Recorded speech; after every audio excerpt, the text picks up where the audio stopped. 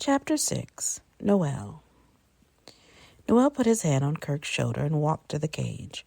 "Desaline, the bill for Kirk. Go ahead and bury it. I'll be back to take care of it later. I vouch for that." "Thanks, Noel. Sorry for what I said earlier. So much happening." Kirk's speech was heavy. The pain medication had kicked in and he felt loopy. "No harm, man." While Desaline cleared the way for the next clerk to come on duty, Noel and Kirk waited just beyond the door. When she came out, she and Noel helped wilting Kirk to their motorbike. "Sorry, lovey. We have to wedge him between us. Don't want him slipping off." "Hope you don't have to go far, Noel." "To Yacht Haven." Kirk slurred. "Good," Desaline snorted. "Yeah, my jet ski's there, lovey," Noel said. "Hang on." Cars and cycles moved at a steady clip along the main road. Everybody driving with good sense. Kirk's head leaned heavily against Noel's shoulder. "Not much further," he yelled back at Desaline. He pulled in front of the guardhouse and put down the kickstand. "Lovey, I'm sorry. I need your help getting him to a chair there." Desaline slid from the back of the bike and followed Noel's instructions as they maneuvered Kirk to a chair in front of the guardhouse. "Grab ice from the box over there. We'll perk him up so he can get onto the jet ski under his own steam." Desaline returned with a small bag of ice and placed it flush against Kirk's neck. "Hey, did I do something to deserve cooling off?"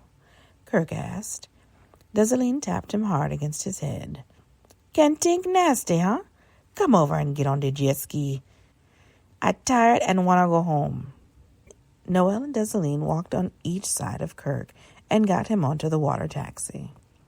"Okay, Dudu, I'll call you later. Be careful on the bike going home," Noel called out.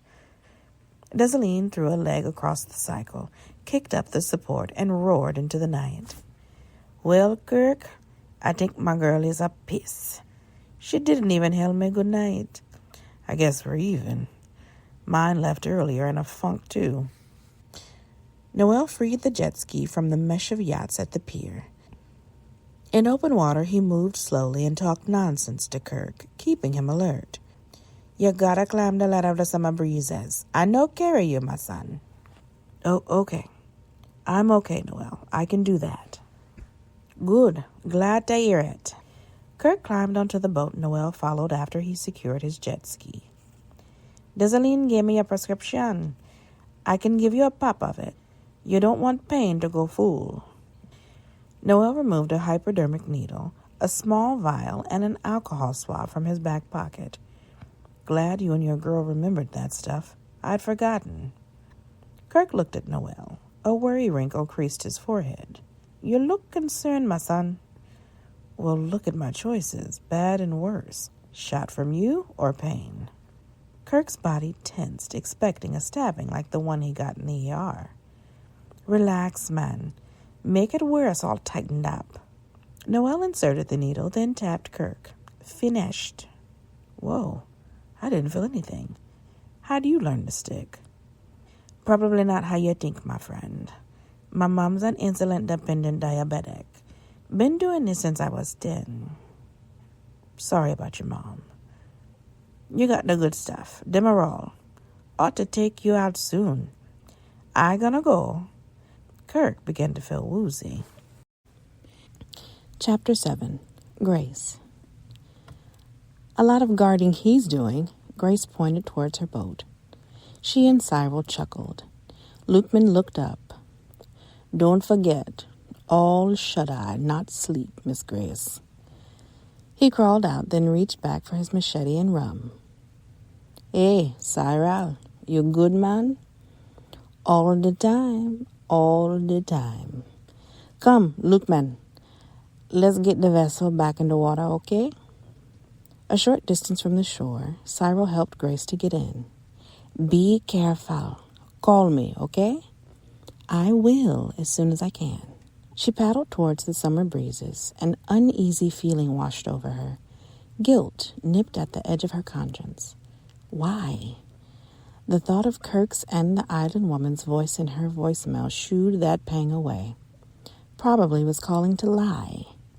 Say he was worried about me. Use his same stale line when he is already with someone else. She reached the yacht, secured the boat, and mounted the ladder. On deck, Grace darted behind a stack of chairs when a shadowy figure came from the cabin. A slim young man backed down the steps, a jet ski engine engaged, and moved away through the early morning. A soft glimmer came from the cabin. Grace looked in and saw Kirk sprawled on the bed, commando. A big white bandage on his rear caught her eye. What in the world? Cyril told her something had happened. He didn't go into detail, but he had assured her it was nothing serious. She tiptoed, knelt beside Kirk, and listened to the soft rhythm of his breathing. He's okay. Even though she showered before leaving Cyril, she peeled off to do it again. She slathered a generous helping of coconut shampoo into her golden brown hair and let the tepid water wash suds over her body. The smell made her want to jump into her clothes and rush back to Cyril. He smells like this all the time. She looked out the porthole, enjoying her thoughts. I'd better get out before all our water is gone. She took the lush towel from the rack and ran it over her lean body from head to toe. She looked at her slim figure in the mirror, trailed her finger over the faint line inches below her navel. The scar from her tubal ligation was barely visible. Kirk had insisted on no more children after they had Fisher and Jillian. So, at 35, she had undergone the operation to take the worry away. She closed the towel, tucked the ends above her breasts, stepped from the bathroom, and stood in the middle of the bedroom looking at Kirk, who was still sleeping. I'll make coffee. Maybe he'll be ready to get up by the time it perks. The sky dressed itself in pale yellow, bright oranges, and pomegranate. Tequila sunrise, she thought, and now I know why. She turned and went back into the cabin just as the coffee maker did a final gurgle. From below the sink, she blindly selected a mug. She looked at the logo. Virgin Islands is for lovers. It sure is, she said out loud. What is? Kirk said in a sleep-filled, groggy voice. I guess you had a rough night. Hope it was fun. If getting mugged and knifed is fun, I guess I had some. Grace watched him wince when he tried to stand. Knifed? Yeah. Come help me to the head. Would you pour me a cup of coffee? I'll tell you about it when I come out. Chapter 8. Kirk.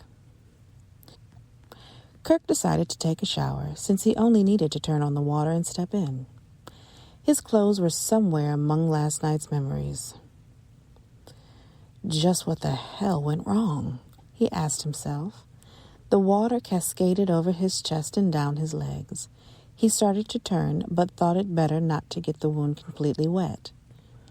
Maybe I can get Grace to put a new bandage on. If she refuses, I'll have Noel do it or have him find someone to come to the boat. He lightly rubbed his finger over the padding. His buttock was tender to the touch. Ouch, he cried out. Through the door, Grace asked, Kirk, are you okay in there? Yeah.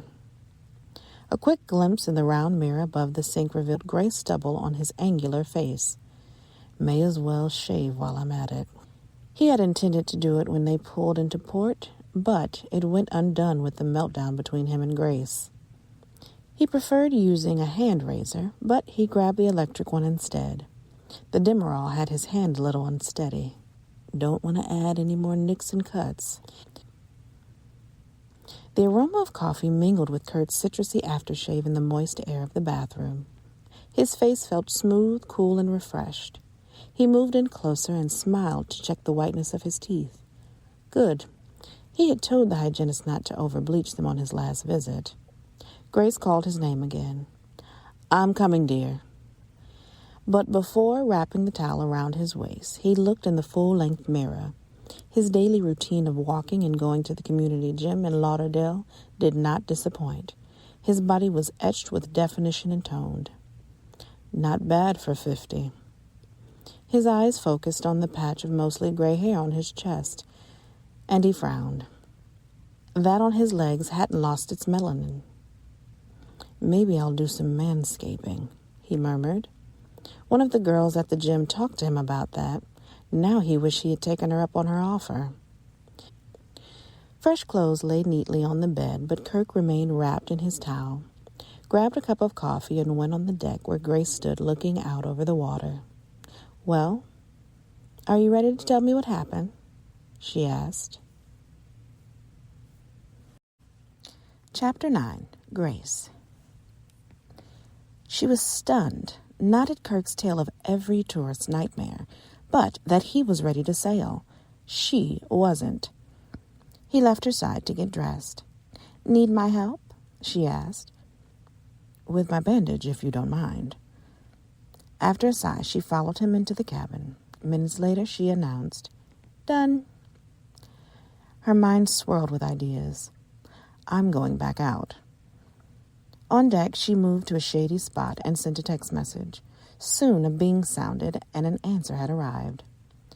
"Grace, there's no underwear." She returned to the cabin.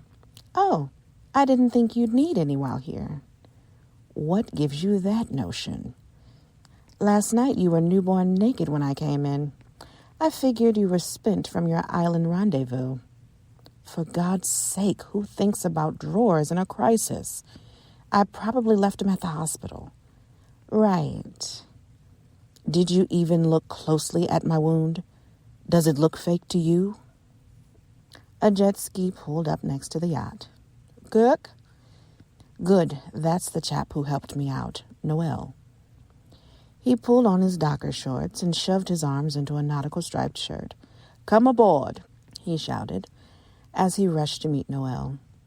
"Hurry, get your lies straight and confirmed. I want to hear it." "Damn, Grace." He shook his head and left. She reread the text, opened the safe, and quickly took out cash and other items that she stuffed into her canvas bag. On the bottom of it, she had written names of beaches they had visited during their marriage. They both loved the water, especially salty. On deck, Kirk and Noel were leaning against the brass railing. As she approached, she heard Noel say, "Man, I'm glad you up and moving about." When she came into view, he greeted her. "Morning, ma'am." "Morning." She gave no hint she'd seen him the night before. "Here," he said to Kirk, "'tis your phone." "And how did you end up with it?" Noel threw his hands in the air. "There you go again with the accusations in your voice, my son. Someone turned it into the police station. They go through the log and see me name there. Remember, you did give me your name and number, right?"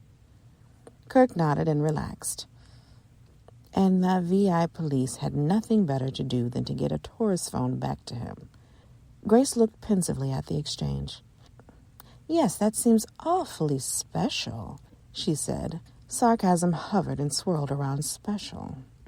"Not so much special as they sick of the damn hospital calling and harassing the phone every few minutes. Must have been a robocall." Noel let out a long, exasperating breath. "Trust me, I only try to do a favor. Look at what I get. Suspicion from you. I just recovering from the hit to my chest. The desk sergeant threw the phone at me in aggravation." Grace watched Noel circle his fist and massage the middle of his chest. Then she turned to Kirk, who stuttered in agonizing question. "I thought you said you'd take care of the bill. Did you?" Yeah, man. The money you gave me last night, I took it straight away to Deceit. All fine there. Just something more, I guess." Noel shoved the phone into Kirk's hand. "Call. I got much else to do than keep getting a shock to my side by your phone. Oh, this is a number. I guess a straight-through line." Noel gave Kirk a crumbled piece of paper with a number on it. "Would you like some coffee or water?" Grace asked. Noel wagged his finger. "Thanks, ma'am, but I drink both already." "I'll freshen up mine." She ducked into the cabin. From there she heard Kirk's side of the conversation. When she returned, Kirk announced, They don't want me to leave the island for a couple of weeks. He did his usual thing when he got nervous, walked in a tight circle, hugging himself. Oh, how convenient. Well, I'm not staying. What? No, I should be saying what. I think you're concocting this to stay here and cat around. Me, I'm flying out to Florida. Grace grabbed the canvas tote and remembered the earlier text. Bring passport, clothing optional. Noelle stepped in front of Kirk. Hold yourself together. I can't believe my wife is leaving me here. You weren't concerned about that last night. I heard you and your nurse on the phone. Thought you had hung up, huh? What the hell are you talking about, Grace? Go figure. Grace glared at Noelle. Get me away from here. You can come back and shuttle his whores back and forth to him after I'm gone. She went over the side of the vessel and hopped on the back of Noelle's jet ski. Are you coming, or do I have to do this myself? I can, you know. Kirk signaled Noelle to go. Chapter 10. Kirk. His head hurt. He pulled at his hair, hoping to release the tension of his scalp. God, this is complicated. Why do I do this to myself? He tucked the paper and the phone in his pocket. He wanted to sit, but his butt had started to throb. Wished I'd gotten a shot, but that stuff is addictive. I've already got one habit. Don't need another one, he thought. He'd call Noelle a little later. There was no need to call Grace. He'd firm his plans up with Noelle, then wait for Grace to contact him when she got back to Lauderdale. He grabbed the bottle of vodka, then motioned to return it to the shelf, because he had been warned not to drink while taking the medication. Well, I'm not taking any right now. I need a numbing. I can't inject myself. He chugged the liquor, then let out a long sigh. Whew, that's powerful. The safe door was slightly open. What happened here? So much confusion. How long had it been like that? He convinced himself it hadn't been long because Grace would have immediately noticed that. She's a bloodhound. The stack of bills had shrunk considerably since he'd last checked. He removed the zip bag where they kept important documents. Grace's passport and driver's license were missing. She isn't kidding. His conscience started pummeling him. His cell phone rang. Yes? Getting ready to go check over the summer breezes. We'll set sail soon. Got a little chap I've hired to help me. Should be there before nightfall.